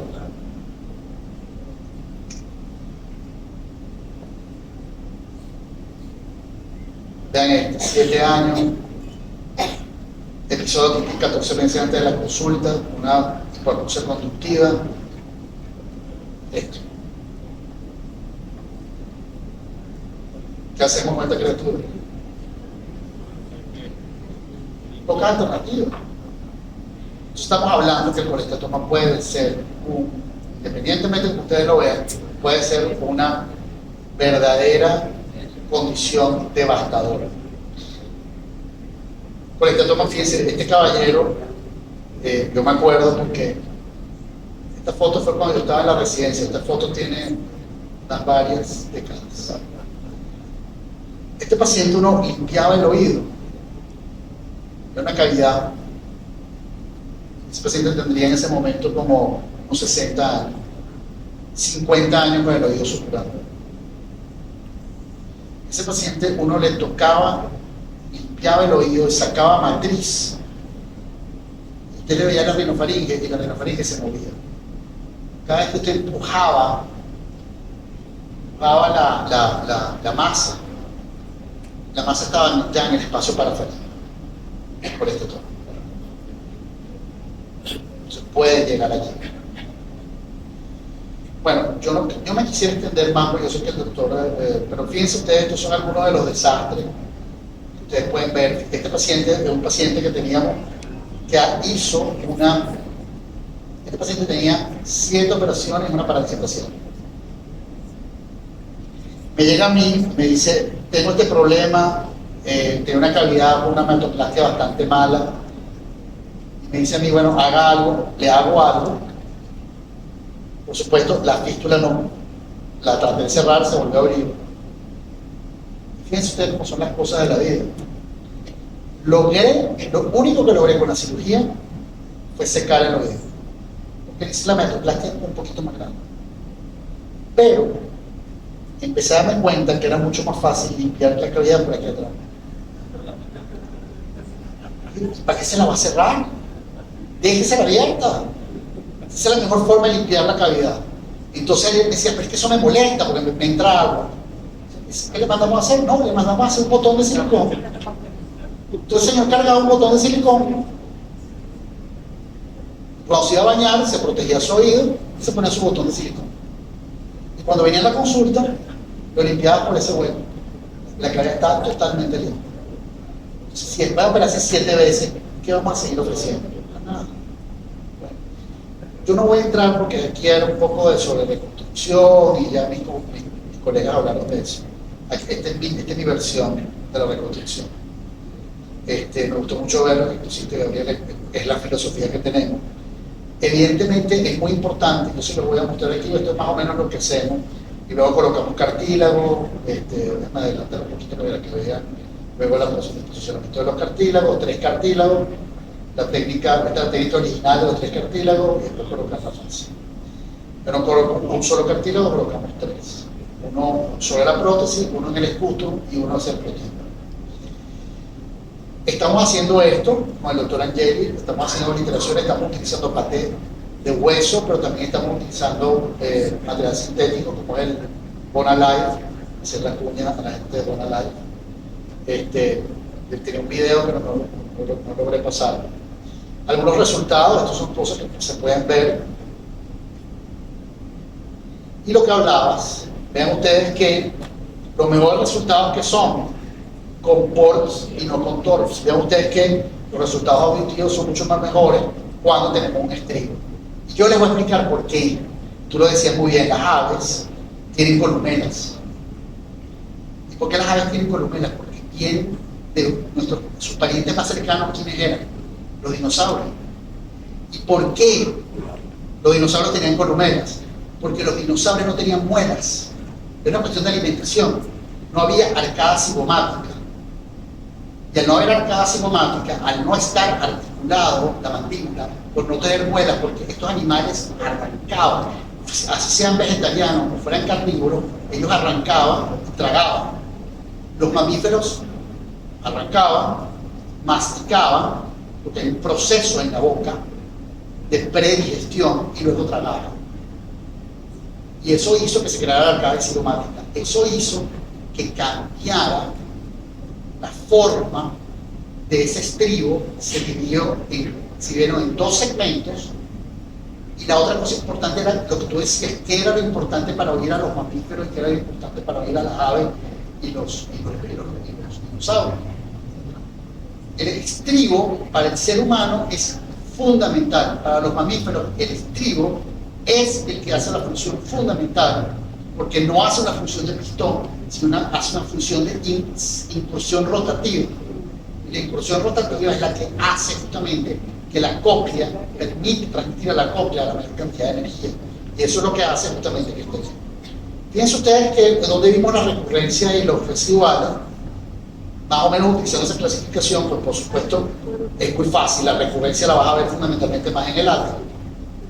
Y por supuesto los residuales mucho más en el protímpano y en el amastoide. Pero vean ustedes el caso de la reconstrucción. Hicimos un análisis con nuestros pacientes sobre la reconstrucción y vean ustedes que en todo caso la reconstrucción vale la pena. A los pacientes les decimos, no, el objetivo de la cirugía del colectoma es erradicar la enfermedad, tener un oído seguro, y bueno, y si logramos una mejor audición, eso es una ganancia. Eso es mentira. ¿Por qué? Porque sí, evidentemente lo mejoramos. No a todos, pero sí lo mejoramos. Vean ustedes en los casos primarios, en los casos de revisión. En todo caso, vale la pena reconstruir. Esto es un trabajo que ganamos una publicación. Y por supuesto hay limitaciones. Hay factores biológicos, de edad del paciente. No sabemos si realmente el colectatoma pediátrico es diferente al del adulto. O sea, hay algunos factores técnicos que tampoco hacen que esta clasificación sea perfecta. Por supuesto hay una preferencia y experiencia de los cirujanos que vale mucho la pena pues, considerar. Y por supuesto esto va a probarse en el tiempo. El tiempo nos va a decir a nosotros si funciona o no funciona. Yo no creo que tengo audio, pero bueno, esto es un poquito del paseo por nuestro laboratorio.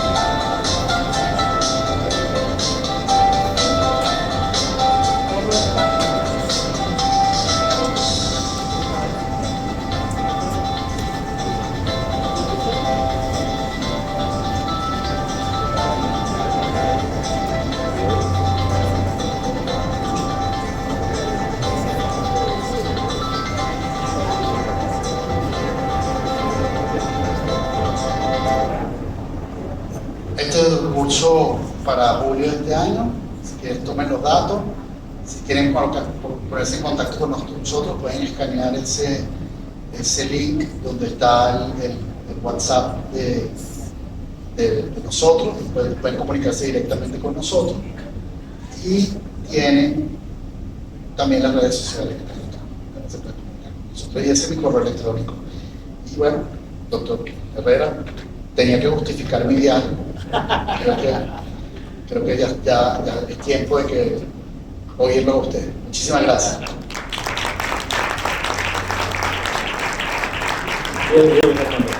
Bien, creo que el objetivo de esta sesión se ha cumplido, a menos que alguien diga todo lo contrario.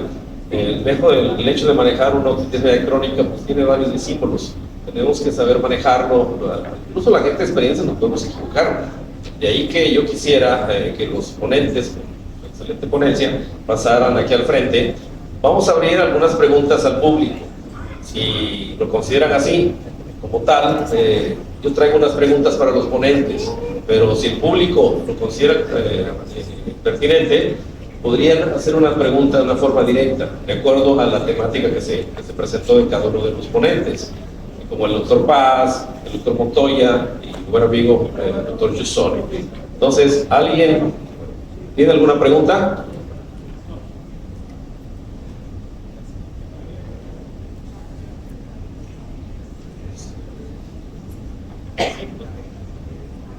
¿Alguna pregunta del público, de los asistentes? Bueno, yo al doctor Giussone, pues estuvimos ahí, estamos aquí al frente, tuvimos ahí la fortuna de estar en el curso, el Masterclass, y conocemos el laboratorio que tiene la Universidad de Miami. Faltó hablar del doctor Giussone, de lo que es el exoscopio también, que actualmente creo que lo está usando. Entonces, no sé qué tanta ventaja tiene usar el endoscopio, el microscopio como tal, o usar la nueva herramienta que se tiene en la universidad, que es el exoscopio. Doctor Giussone. Bueno, yo debo confesar que la experiencia es limitada. Nosotros hemos estado explorando, y tuvimos una publicación el año pasado que lo hicimos con unos estudiantes de medicina y nuestros residentes, para comparar un poco las habilidades, para tratar de medir un poco las habilidades con el endoscopio, con el microscopio y el exoscopio. El exoscopio es una tecnología que está tratando de reemplazar al microscopio. El problema que está pasando es que el estándar en cirugía neurológica es el microscopio. Y el exoscopio se está incorporando fundamentalmente en aquellas áreas donde el microscopio todavía no era un estándar. Entonces se está utilizando muchísima cirugía de parótida, se está utilizando en algunas partes de neurocirugía, en donde la magnificación, el mejoramiento de la imagen es sustancial a lo que normalmente tenía. El exoscopio va a hacer lo mismo que el microscopio, o sea, la visión es una visión estereoscópica, una visión tridimensional, que es una gran ventaja, que por supuesto el endoscopio todavía no nos da esa visión. Y la única ventaja que tiene sobre el microscopio son los grados de libertad. Porque claro, yo no me puedo sentar encima de la cabeza del paciente o en el pecho del paciente. Yo el exoscopio lo puedo colocar en cualquier posición que yo quiera si yo moverme de donde estoy. Entonces, por ejemplo, cuando uno está haciendo un implante coclear, yo puedo poner el exoscopio completamente en contra, casi viéndome a mí. Yo puedo trabajar viendo la pantalla enfrente. Eso no lo puedo hacer con el microscopio. Para hacerlo con el microscopio me tengo que dar la vuelta y cambiarme de lado. Entonces, ese tipo de cosas sí cambian. Estuvimos probando una tecnología robótica, que es otra cosa, porque está basado en un exoscopio, porque no es un microscopio, y uno tiene unos lentes, con esos lentes uno ve unas pantallas en los ojos, ya no estás viendo una pantalla enfrente, sino estás viendo unas pequeñas pantallas en los ojos que te dan visión estereoscópica, o sea que es la misma visión que tienes en el microscopio, con la única diferencia que no lo tocas. Tienes los mismos grados de libertad del exoscopio y no tocas el aparato, porque tú lo mueves con la cabeza, con gestos, lo mueves a través de gestos. Es un robot que interpreta los movimientos tuyos de la cabeza y el robot se va a mover en función de los movimientos de la cabeza. Es una tecnología muy nueva, que eso sí eventualmente pudiera reemplazar el microscopio y lo pudieras integrar con un robot que ya exista, como por ejemplo el Da Vinci, en la cual una de las cosas en la cual la robótica para nosotros ha sido difícil es que la robótica utiliza endoscopio. La robótica para nosotros necesitaría algo como un cabezal de exoscopio para poder hacer lo mismo. Entonces, esta es la idea que se está llevando ahorita de poder integrar esa tecnología para poder reemplazar el micrófono. Pero todavía creo que no hemos llegado ahí, todavía no estamos ahí. Yo creo que lo explicaras porque las tecnologías no hay que estar, hay que actualizarse. Porque cuando nosotros fuimos allá, pensamos que el hecho de usar el endoscopio y usar el microscopio a la vez sería la forma de usar el exoscopio, porque tiene las manos libres y ves en una pantalla, como si usaras el endoscopio mismo trabajando en una pantalla. Entonces, eso es interesante y la imagen es excelente, como si tuvieras una imagen microscópica de alta calidad, por supuesto. Bueno, ya que no hay pregunta, quisiera pues hacerse de una forma directa a cada uno de los, por obvio de tiempo, por supuesto. ¿Cómo manejaría, doctor Montoya, una fístula laberíntica en una complicación de una dismedia crónica? ¿Cuáles serían sus alternativas en el acto quirúrgico, en el procedimiento quirúrgico mismo? ¿Y qué tipo de materiales podría usar usted en restablecer, quitar pues el problema vertiginoso que puede ocasionar en este paciente por una fístula laberíntica, por una complicación de colecistoma o una dismedia crónica? Bueno, primero habría que considerar varias cosas. Estamos hablando del escenario de un paciente en el cual el transquirúrgico nos lleva a la posición de fístula. En ese escenario, antes de que eso suceda, tendremos que pensar que lo último que vamos a hacer es tocar el área de riesgo para la fístula, y esta ya la tenemos identificada previamente a través de los estudios de imagen. Sabiendo eso, reducimos el riesgo de que ocurra. Si bien ocurre, estamos preparados porque hemos terminado de limpiar todo el oído y entonces podríamos terminar rápidamente el procedimiento, terminar rápidamente la cirugía para disminuir el riesgo de que tuviera una complicación mayor audiológicamente o de otro tipo. Por eso dejamos hasta el último este tipo de áreas, para, en dado caso de que la fístula tuviera lugar, pues terminar rápido. Habría que considerar también, a mí me gusta mucho el endoscopio, puedo decir que soy de una generación de enlace. Yo crecí con el microscopio. Soy un cirujano que primero entendí toda la parte microscópica de hueso temporal y posteriormente evolucioné al endoscopio. Podría decir que ahorita el 90% de los procedimientos los hago endoscópicamente. ¿A qué voy? A que una complicación de este tipo exige espacio para poder considerar repararla y para que no se compliquen de más. Entonces, una complicación de este tipo exigiría que estuviéramos preparados como regularmente debiéramos estarlo, es decir, si estamos ante una cirugía endoscópica, exigiría que en la sala de quirófano estuviéramos preparados también para evolucionar a una técnica mixta con microscopio y que tuviéramos las dos manos libres y que pudiéramos trabajar rápido y hábilmente para poder reparar. Entonces serían como los preceptos que diría inicialmente. Pues realmente hay que valorar el tamaño, obviamente, ya lo sabemos a veces prequirúrgicamente.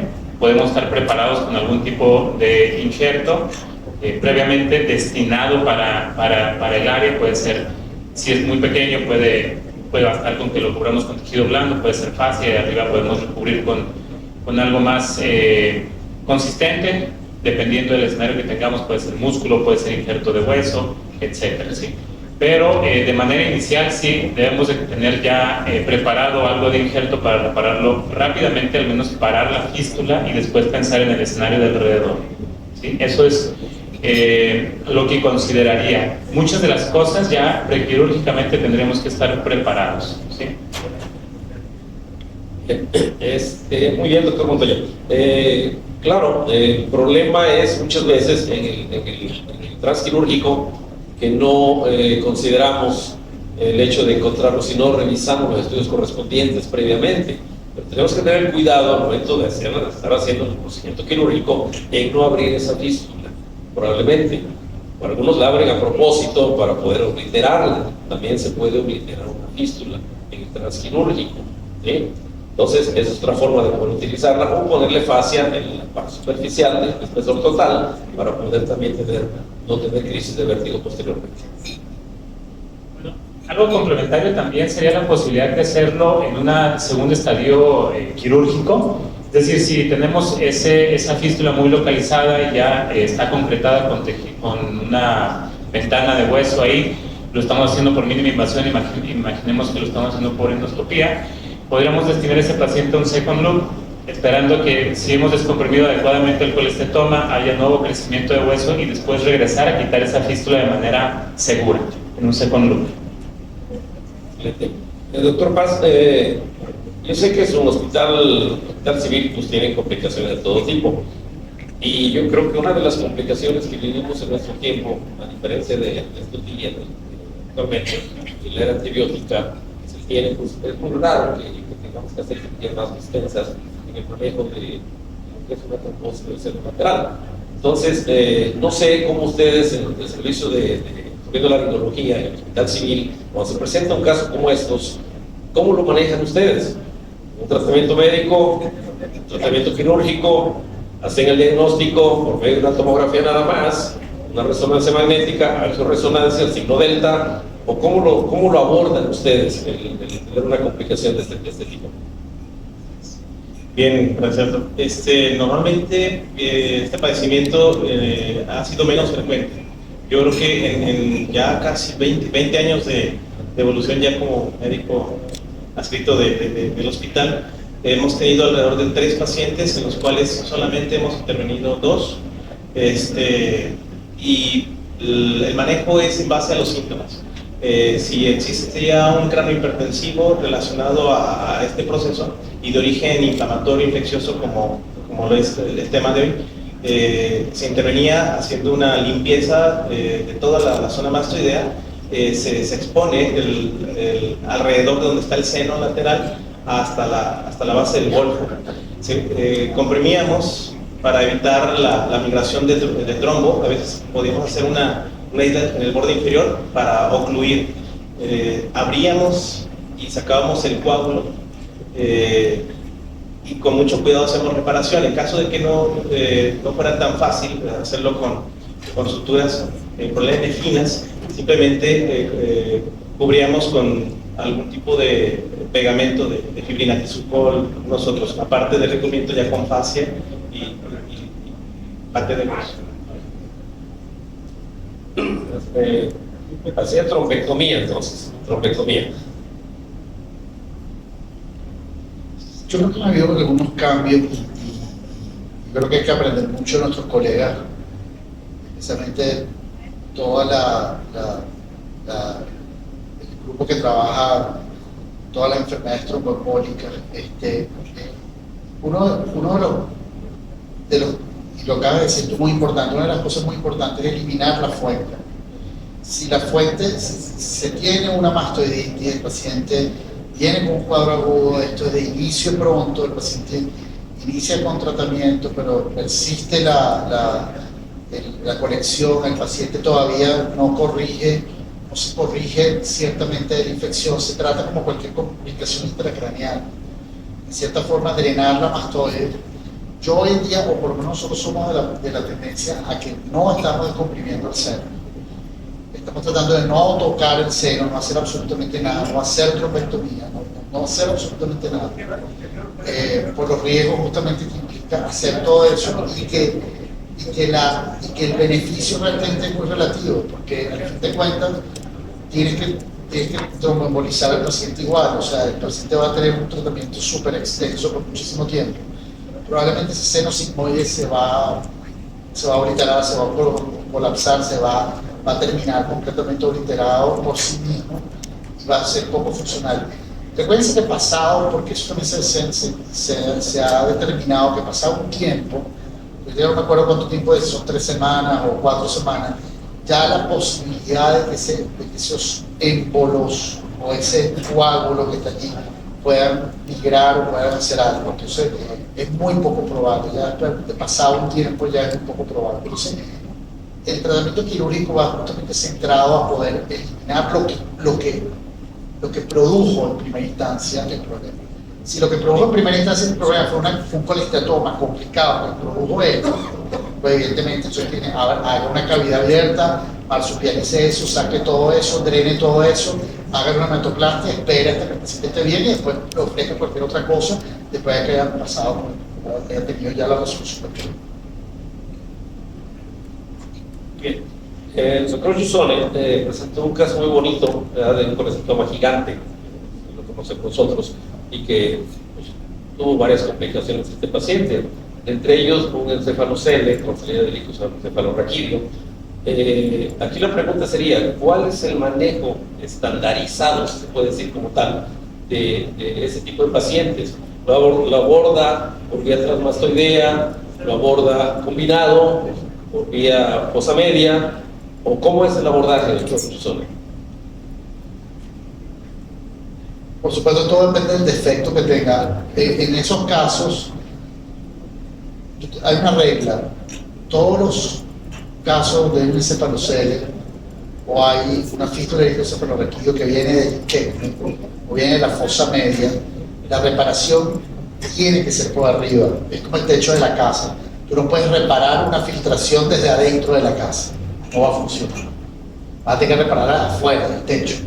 Entonces, ¿qué es lo que vas a hacer? Si es por la fosa media, realmente tenemos a nuestro neurocirujano, hacemos una reparación de la fosa media. Inclusive, yo creo que es importante, si se va a obliterar, hay que poner alguna separación, porque recuerden una cosa, que si ustedes a pesar que obliteran, dejan un defecto óseo muy grande, eso se va a ventriculizar. Entonces van a hacer una bolsa de líquido cefalorraquídeo metida hacia el oído. Y a veces llegan los pacientes meses después con un abultamiento aquí gigantesco, con una bolsa, que puede ser una bolsa que puede tener 30, 40 cc de líquido cefalorraquídeo. Eso es un problema. Entonces eso hay que repararlo, a pesar de que lo vayas a obliterar. Las fístulas de la fosa posterior se tratan de una manera diferente, porque la fístula de la fosa posterior es como si el submarino tiene una filtración, y la única forma que tú tienes de reparar la filtración del submarino es por dentro. Entonces usted repara las de la fosa posterior, las repara a través de la mastoide. No se meta en la fosa posterior, no se ponga, porque yo sé que hay algunos colegas neurocirujanos que les causa muchísima, digamos, quieren hacer, y lo peor que pueden hacer es reparar una fístula hacia la mastoide a través de la fosa posterior. Eso es generar un problema mucho mayor. Ahí es al revés. Usted le dice al neurocirujano, si usted quiere, venga para acá para que me vaya a trabajar, pero esto lo vamos a reparar por dentro. Esto lo vamos a cerrar aquí por dentro, no por dentro. Eso es lo que Bueno, en el poco tiempo, quisiera dar las gracias a mis amigos, los ponentes, por todo lo que nos han aportado aquí a la audiencia. Su experiencia es muy valiosa y yo creo que estos casos a veces tenemos que saber abordarlos.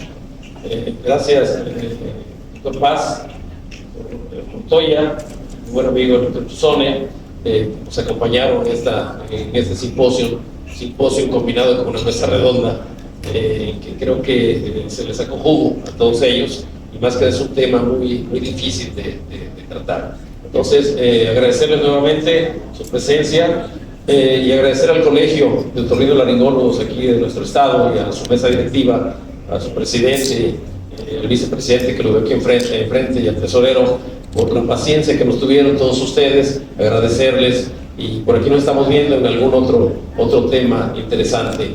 Muchas gracias y la sesión continúa porque pues ya vieron lo que pasó toda esta tarde y empezamos un poquito tarde, pero creo que el objetivo se cumplió. Gracias por estar aquí con nosotros en Guadalajara y en el Colegio de Jalisco. Muchas gracias a ustedes.